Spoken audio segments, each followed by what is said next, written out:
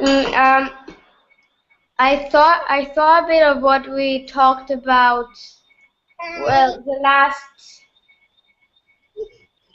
Hi, hi, You hi. saying hello?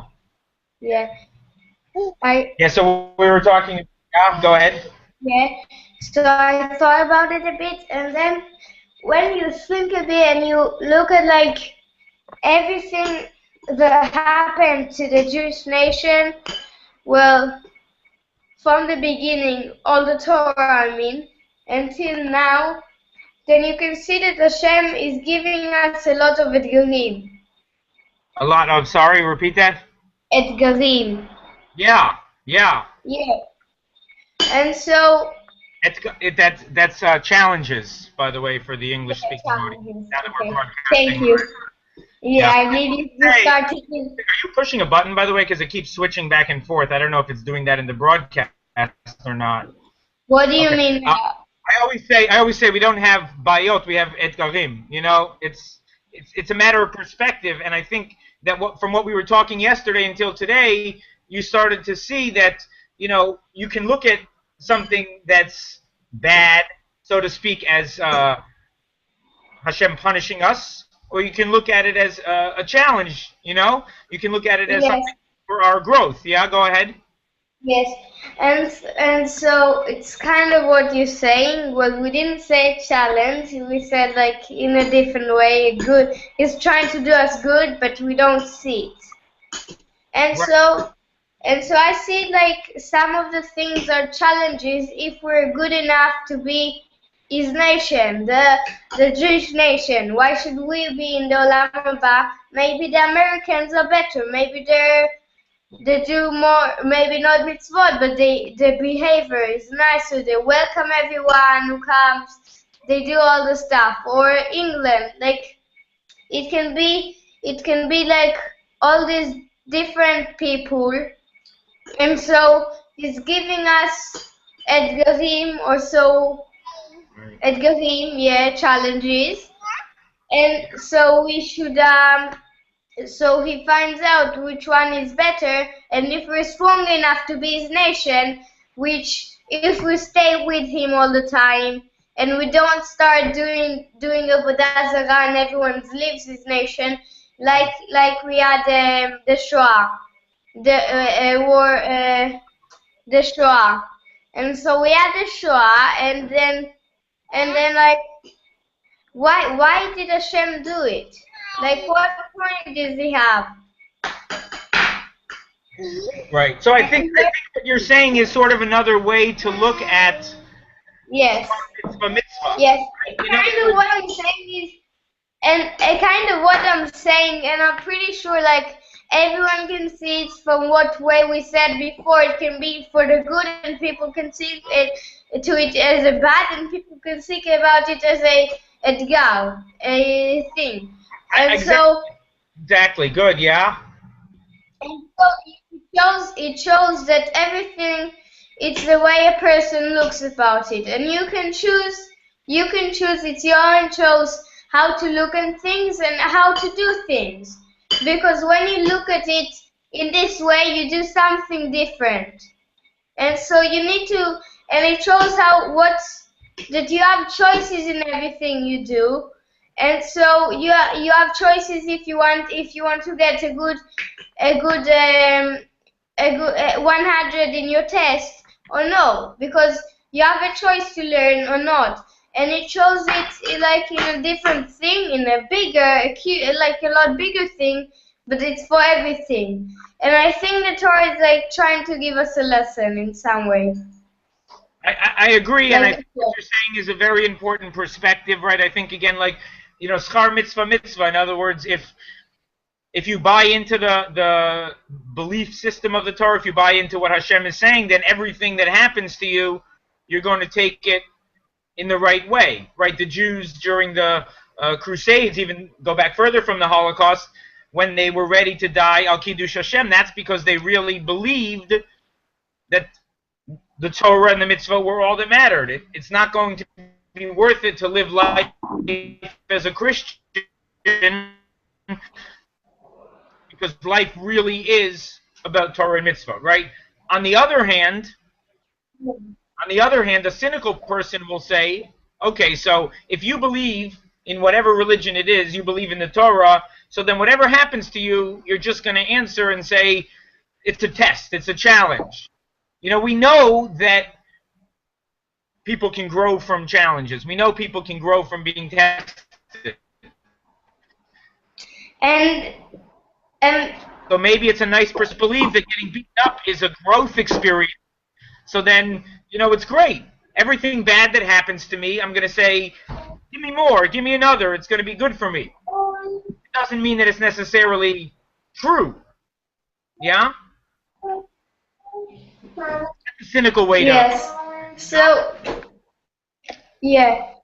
And like you said, you learn from a test and everything, and I think it's true, because when you learn Torah, let's say I learn with you, so we have a lot of questions to each other, and then we try to answer them, we try to find out more about them, and then you go into more, and at the end you come out and you have like a whole lot of things.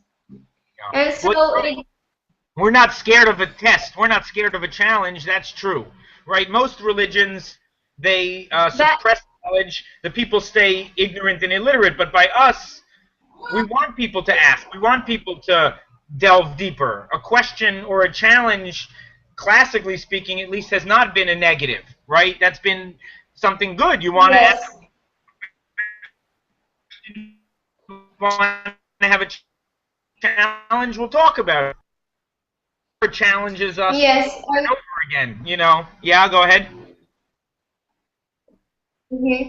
And but I do think there's like, I don't know, maybe a bit more to what you said before about that the Jews are like, the point is the mitzvot and the Torah and everything.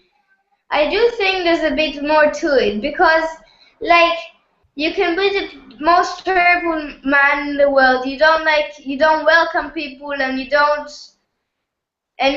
like behave nicely to people, but you can keep the mitzvot.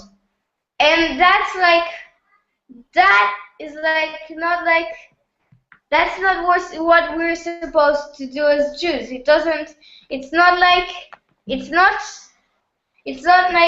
if you come to another place, like I came to the US, and like everyone invited me, everyone behaved to me nicely, but not every Jew in the world does it. Not every person in the world does it.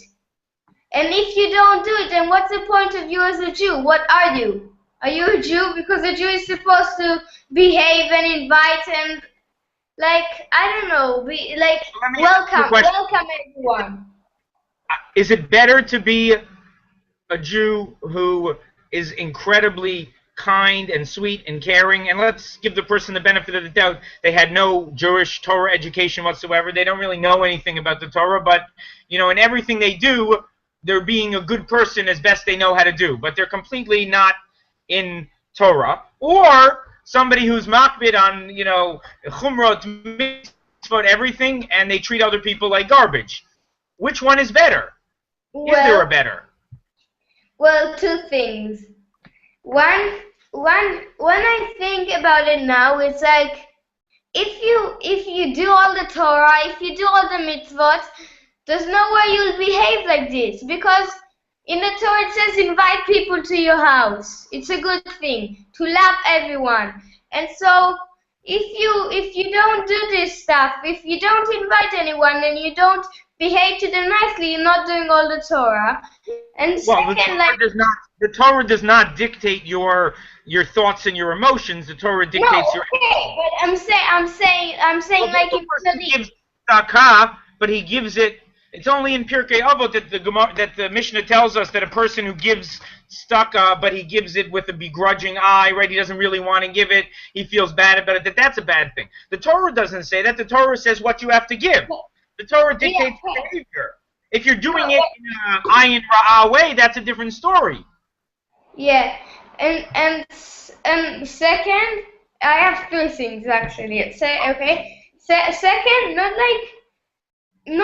not every person that does like the does the mitzvot and everything.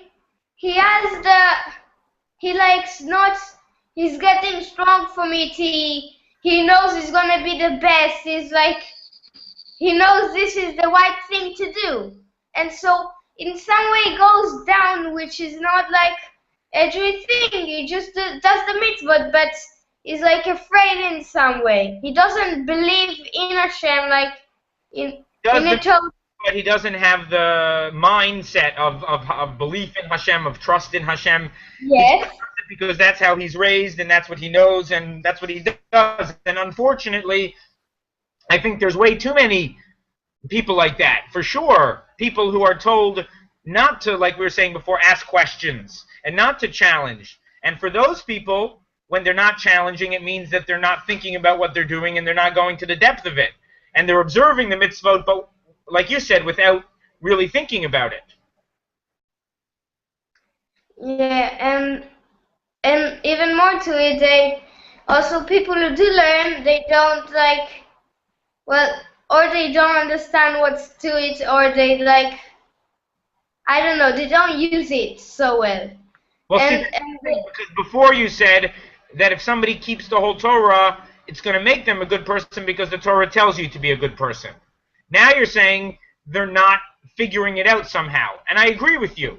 I think you can fulfill all of the mitzvot, mefurash in the Torah, but you're not doing them in a way that is making yourself a better person. So the question is, I guess, how does that happen?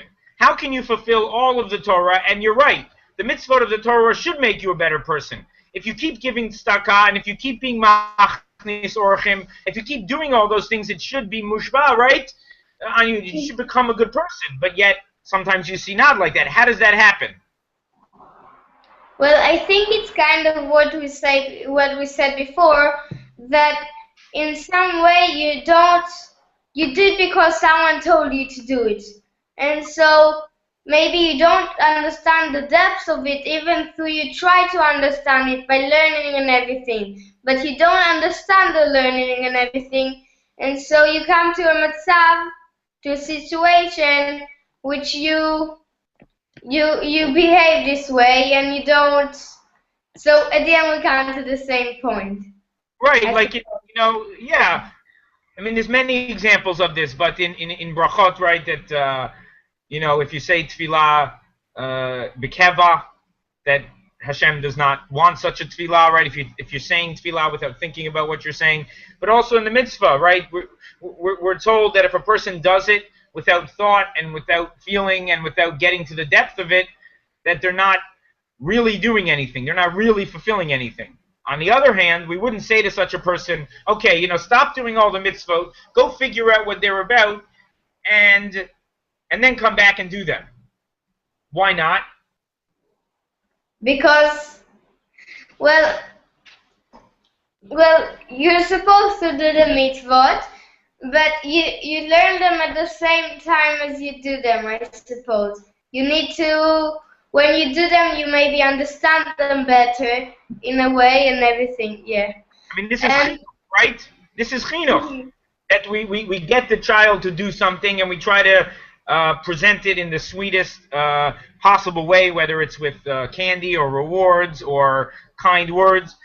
And eventually, hopefully, through chinuch, they're actually learning the reasonings and the understanding behind it, and then they want to do it. Yes, and two things. One is like you said, you're supposed, like, if you don't want to do it on your own, then you're not actually doing the mitzvot, which makes you be the person who does it and doesn't understand the point, which doesn't mean you're like a regular Jew, like doesn't behave like, Right.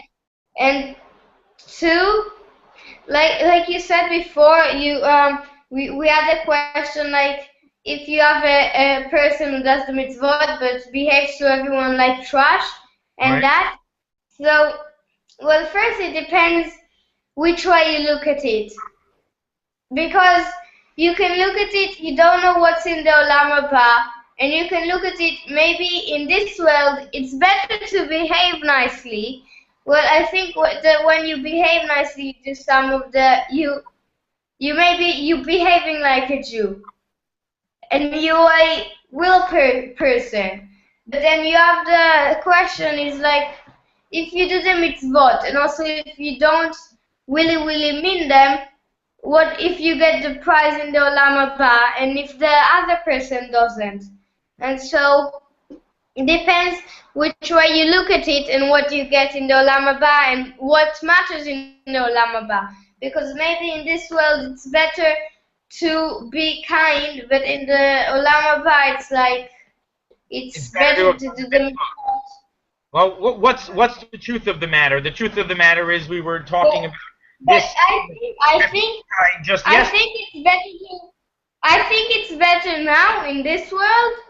I think it's not like what everyone thinks, but I think it's to be kind and not to do the mitzvot, and doing the mitzvot and not being kind. It's interesting. But it depends what the Torah doesn't. It depends what kindness.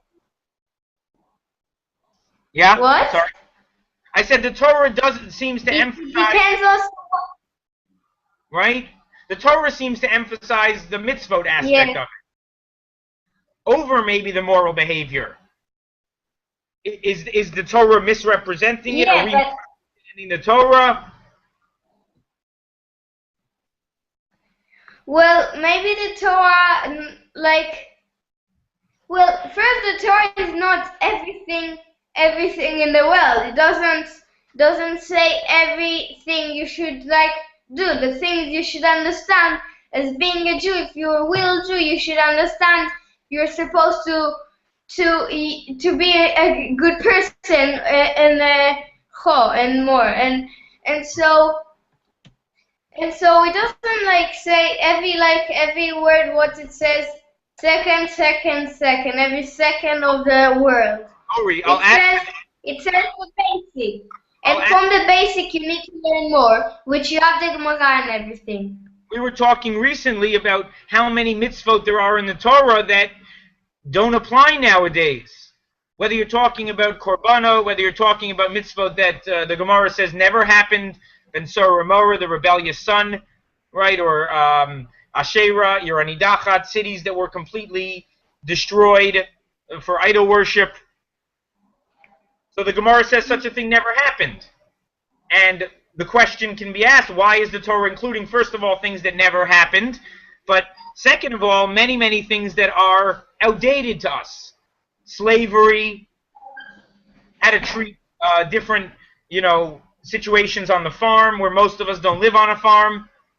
Even those who do are not really under a Torah system of law. So why does the Torah include all of that? And by the way, the Torah takes a sefer and a half before it gets to law giving as well. Because there's a lot to it. First, the Torah, when was it written? Was it written now? Which is no. And so it was written then, and so we had the most laws of what was happening then. Who wrote it? Hashem or Moshe and everything? So I mean, and then it continues, and so maybe in the Olam Haba it's gonna be like it was before. They're gonna be the farms, the Bet HaMikdash, the Korbanot for sure, the Bet HaMikdash and the Korbanot. Isn't that what I asked a couple of weeks ago? You think we're gonna have Korbanot when we have a third Bet HaMikdash? And most people get offended and they say, of course, what are you talking about? Absolutely. I'm not so sure. I don't know. What does that have to do with serving Hashem? You've been davening your whole life in shul. Now, instead of going to shul to daven, you're going to bring one of your baby rams and, kill it and start burning it. I'm not convinced that that's going to be the best way to serve Hashem at the time. I don't know. It could be. Then you saying all of what they did then is not right. But the question is in the Olam Haba, are we gonna have cars? Are we gonna have cars and everything? So are we gonna have why not? Maybe. Here's the thing. It's not that. No. I don't believe that I don't believe that the Torah teaching about slavery is wrong, even though I believe slavery is wrong. I don't believe that the Torah teaching about korbanot is wrong, even though I think me and you wouldn't really connect to Hashem too much through bringing a korban. I think if me and you brought a korban tomorrow, it wouldn't help us connect so much to Hashem. I think we'd be more sort of blown away by the experience and how bloody it is and how graphic it is. But I think that there's ideas underneath those that are exactly what you're talking about. The moral underpinning. In other words, slavery was a fact of the world at that time. Rather than trying to abolish slavery and not finding any acceptance among the people, it said, okay, here's how you would do slavery in a more moral way. Obviously, the world has developed to the point where we don't have slavery, where we understand slavery as being morally disgusting, repugnant, right? But the Rambam says the same thing about korbanot, right? The Rambam says that the korbanot and us being allowed to bring korbanot, we're basically giving to the animalistic nature of man at that time. So the Rambam doesn't really see it as an ideal. He sees it as that's how people served Hashem at that time. And therefore, when they go to serve Hashem, they have to do it in that way. Does that mean that forever that's going to be how to serve Hashem? Some people have read into the Rambam not that way, right? Rav Kook, many people doesn't believe they're going to be korbanot when the Mashiach comes. So Well, I think you don't know, so there's no point of that's true. discussing it, like going the one against the other if they're gonna be or not, because you don't know. You don't know, and you won't know until there's gonna be the better makeup. People spend so much time talking about Mashiach this, Mashiach that, what's going to happen. The Torah tells us what to do in this world. The Torah tells us how to act in this world. And I do believe, by the way, in case you're wondering, that you're right. I do believe that the moral underpinnings of it explain why we have an entire Sefer Breshit and half of Shemot before the law giving starts. Because Hashem is teaching us moral living through our forefathers as well.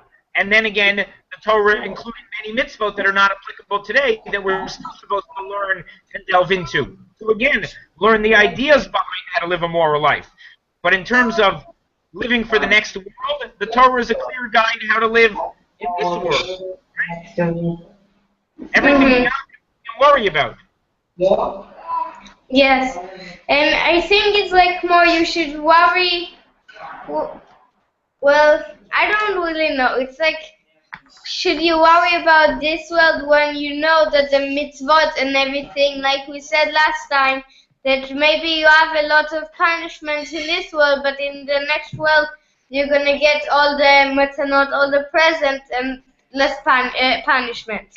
And so, does it mean you shouldn't worry about like the next world, like to daven more that you know that you're gonna get a good place in the next world, or does it mean you need to think just about this world and then what happens in the next world happens in the next world?